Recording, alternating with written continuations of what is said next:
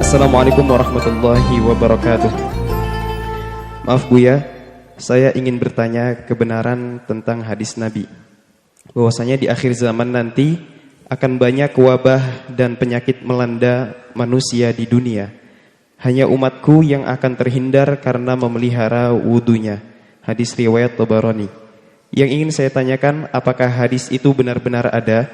Karena pada saat wabah corona ini melanda banyak umat Islam yang merasa aman hanya dengan menjaga wudunya, sehingga menolak perintah-perintah dokter untuk menjaga jarak ataupun tidak berkumpul. Mohon maaf Buya, tolong penjelasannya. Terima kasih. Bismillah. Yang pertama adalah masalah wudu. Riwayat itu wallah alam. Karena untuk mencari At-Tabrani itu mudah. Dan riwayat seperti itu, kalaupun ada kebenarannya wallah alam bisawab. Karena yang ada maknanya benar. Kalau orang menjaga wudu akan dijaga oleh Allah. Bukankah Nabi Muhammad pernah bersabda, hadis sahih. Imam Tirmidzi dikatakan hadis sahih. Ihfadillah yahfadka. Makanya kita tidak perlu dengan hadis-hadis yang masih tidak jelas tentang hukumnya. Masih ada hadis sahih. Ihfadillah yahfadka. Kalau engkau menjaga Allah, maka Allah akan menjagamu. Ada riwayat dari Tabrani bunyinya tidak begitu, bunyinya begini. Hafidhu 'alal wudu'i fa inna khairu a'malikum as-shalah. Ada lafaz seperti itu. Lafaz yang kayak tadi ya mungkin karena kita belum sampai menemukannya, tapi lafaz tidak ada. Jadi kalau Anda ingin menghimbau orang berwudu, para ulama pun yang kita temui menghimbau wudu tidak dengan riwayat itu. Menghimbau wudu karena selalu dalam keadaan bersih dan sebagainya, dalam keadaan menjaga kesucian itu. Jadi maknanya benar, kalau kita menjaga wudu insya Allah dijaga oleh Allah. Ada perkataan para solihin, man asobathu musibatun wa huwa ala ghairi taharatin fala yalumanna ila ala nafsihi. Dan kita tidak berani menisbatkan pada baginda Nabi. Yang jelas kalimat itu sudah sangat masyhur. Barang siapa yang kena musibah dalam keadaan dia tidak punya wudu, jangan salahkan kecuali dirinya sendiri. Dan kita tidak mengatakan itu hadis Nabi. Artinya apa? Selagi kita menjaga wudu, artinya kita ingat Allah terus. Berarti yahfadka, Allah yang akan menjagamu.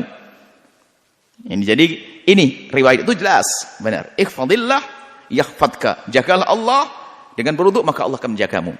Ini dari segi riwayat. Adapun dari segi yang lain, kebersihan, kalau kita sambung-sambungkan kayaknya ya nyambung juga. Selama ini kan hari ini pondok dipasang wastafel banyak banget ya. Demi kesehatan harus pakai cuci tangan dan sebagainya. Himbauannya untuk corona kan cuci tangan. Kalau orang wudu terus sering cuci tangan, nggak usah pakai perintah. Dari sisi ini, ya. Kemudian apa? Usahakan pakai masker. Ini yang solehah sudah maskeran, pakai cadar. Ini dari mungkin hikmah ini di balik ini ada tanpa harus yang cadar nggak kena penyakit. Kemudian yang sudah cuci tangan langsung saja duduk-duduk di tempat berpenyakit nggak apa-apa. Enggak begitu maksudnya. Kita membaca hikmahnya saja bahwa di balik wudu ternyata ada kebersihan. Mohon maaf kalau bicara cadar, kita mengatakan cadar tidak kita wajibkan di pondok ini supaya tidak jadi salah ngomong cadar nanti ini kan dibawa kemana-mana. Ini banyak yang nggak cadar, cadaran nggak cadar. Ini hanya sekedar kalau kami tangkap hikmah. Bukan urusan cadar berarti pasti nggak berpenyakit. Oh tidak, bukan itu. Jadi kalau masker kan mirip-mirip begitu ya. Kalau cuci tangan ya sekalian wudu, ngapain begitu? Kalian deh daripada cuci tangan wudu sekalian deh, sempurna. Agar kita mendapatkan menjagaan dari Allah, ikhfadillah yahfadka. Jagalah Allah akan menjagamu. Maka biasakan untuk selalu dalam keadaan wudu. Dengan sering mencuci tangan. Kalau sudah mencuci tangan karuan dah, jangan sampai enggak wudu. Kalau sudah punya wudu tetap jaga, alhamdulillah. Ada tajdidul wudu. Baik, adapun selanjutnya kalau untuk menjaga penyakit banyak riwayat bukan itu. Riwayat yang jelas, dawu mardakum bisadaqati. Obatilah penyakit-penyakitmu dengan sedekah. Riwayatnya benar. Ini as-sadaqatu tadfa'ul bala, yang namanya sedekah menolak bala bencana. Kalau kita ingin ditolak bencana, kita bersedekah. Banyak upaya-upaya menjauhkan dari penyakit.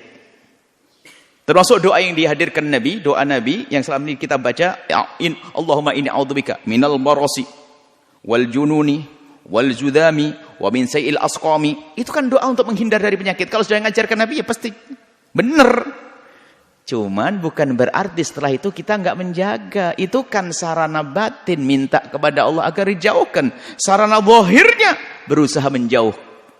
Jadi kalau petunjuk dari medis kita agar tidak banyak bergaul ya penuhi dulu ini.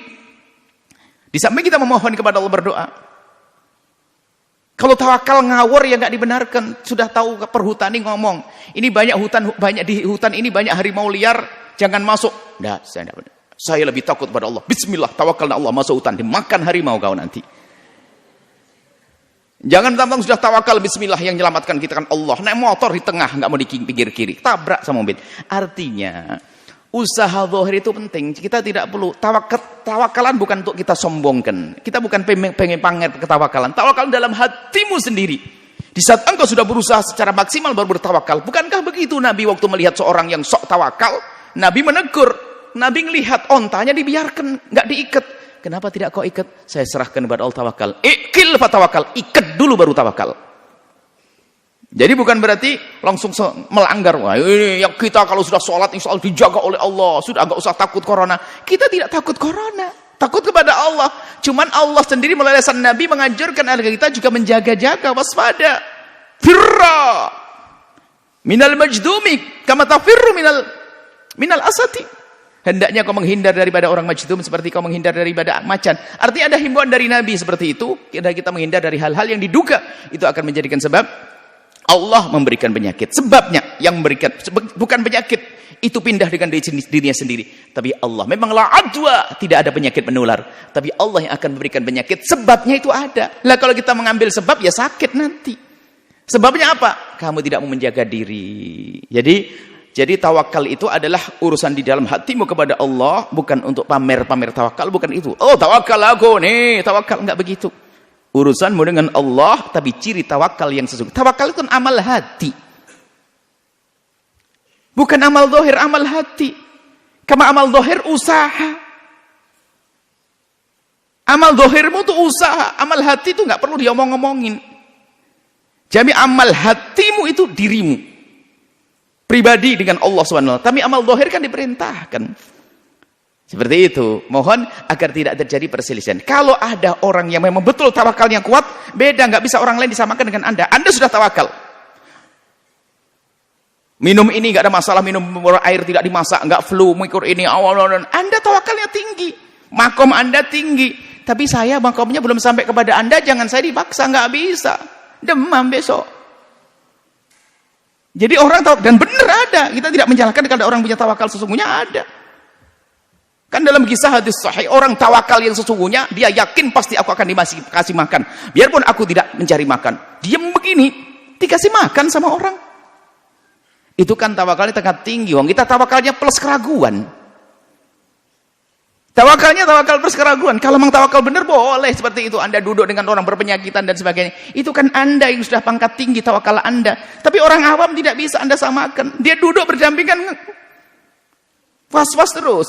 Maksud kami, tawakal adalah iya benar adanya. Dan boleh. Dan seharusnya kita selalu meningkatkan kelas tawakal.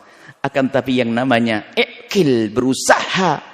Mengikat onta, berusaha kita menghindar dari hal yang akan menjadikan kita terkena apapun wabah, itu harus kita ambil. Setelah kita berusaha, baru nanti tawakal. Makanya Syekh Muhtar Syari mengatakan, kalau ada orang tawakal tidak melalui usaha, itu belum tawakal. Bahkan ini dianggap sebagai kebodohan. Tawakal itu usaha, baru disifati usahamu itu dengan ketawakalan. Dengan pasrah pada saya usaha, setelah itu serah kepada Allah. Lo belum usaha kok nyerahkan kepada Allah, kamu nyerah kenapa?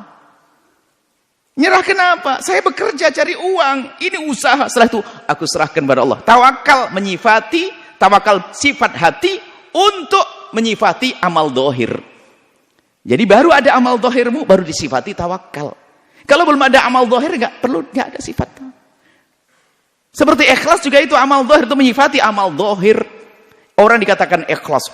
Ya amal dulu zahir baru tampak ikhlas. Berusaha dulu baru tampak tawakal. Seperti itu. Cuman nanti kalau sudah masuk makom tinggi orang bertawakal yang sesungguhnya tanpa usaha, tapi tidak semua orang sama. Ini hanya orang-orang khusus yang dipilih oleh Allah. Dan sedikit orang begitu.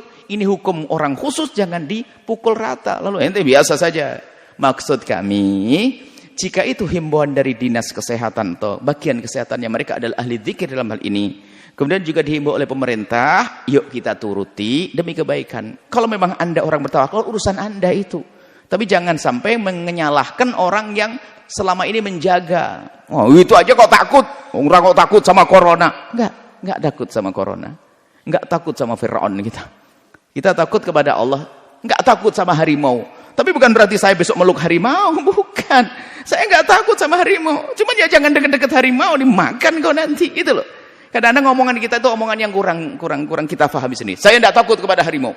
Saya nggak takut kepada api. Saya hanya takut kepada Allah. Maksudnya apa? Maksudnya apa? Biarpun saya tidak takut kepada api, ya jangan pegang-pegang api, kan gitu. Saya tidak takut kepada api, saya hanya takut kepada Allah. Nyos, angus tanganmu nanti. Nah, maksud kami seperti itu, tolonglah. Jadi kita jangan sampailah dikit-dikit ada masalah, ribut ini, debat ini saja. Karena kok takut kepada ini, takut ini. Sama corona aja takut. Bukan takut, memang kita ngikuti sunnatullah untuk menghindar dari hal-hal yang bakal membahayakan kita. Wala tulqu bi aydikum ila tahlukati. Jangan kau jerumuskan dirimu dalam kehancuran. Semoga Allah mengampuni semuanya. Mohon tidak terjadi hujat menghujat, caci mencaci. Anda yang sudah makam tawakal, silahkan urusan Anda. Makam tawakal tinggi, tapi yang lain ngikuti seperti yang wajar-wajar saja.